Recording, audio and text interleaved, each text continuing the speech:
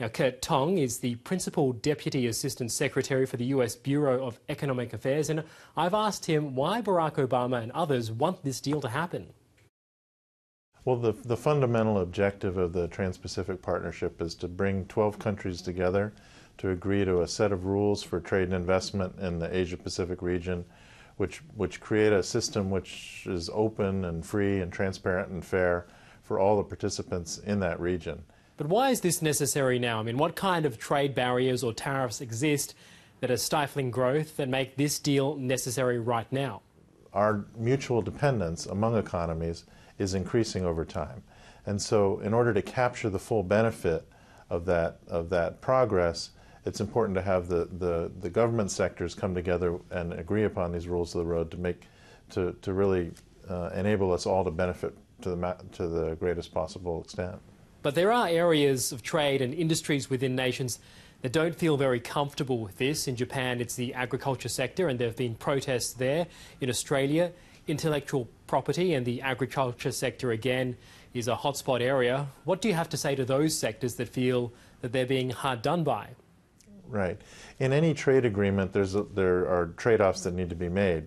And as economies become more open toward one another, there is a certain amount of disruption which takes place in each economy.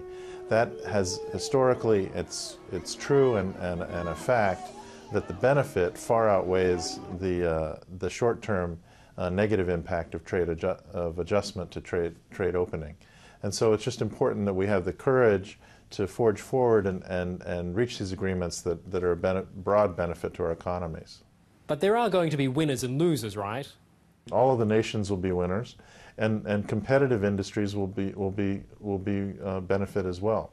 Yes, okay, but can we say that there are industries that aren't competitive within nations that will be losers if this deal goes ahead? Do we concede that as a fact, and can we name some? Well, that's true in economies in general. Economies are constantly changing. The main factor in how economies evolve over time is technological change.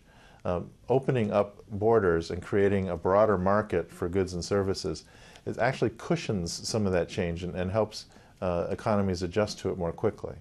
Okay, so just how far off are we from the TPP being agreed upon? Our Trade Minister Andrew Robb has said that if this doesn't get done very soon, there's a chance it could all fall apart.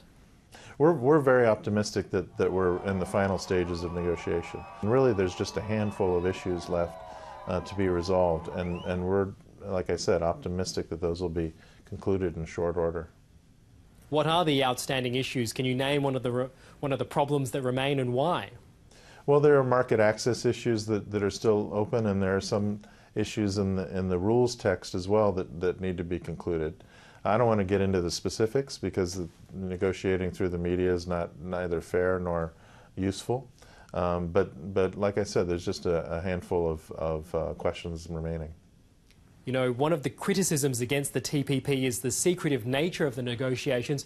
Why is it so secretive, and what do you have to say to people that are concerned by the fact that the details are just so vague?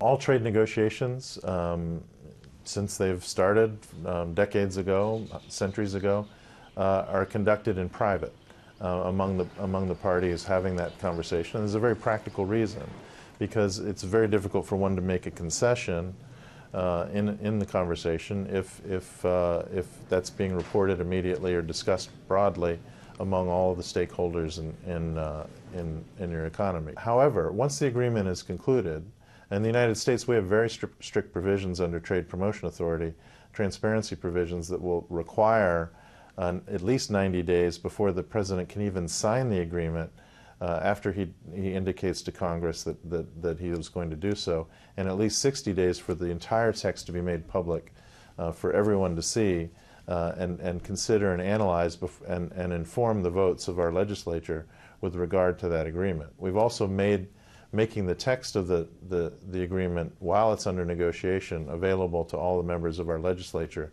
so that they can track progress as it goes along.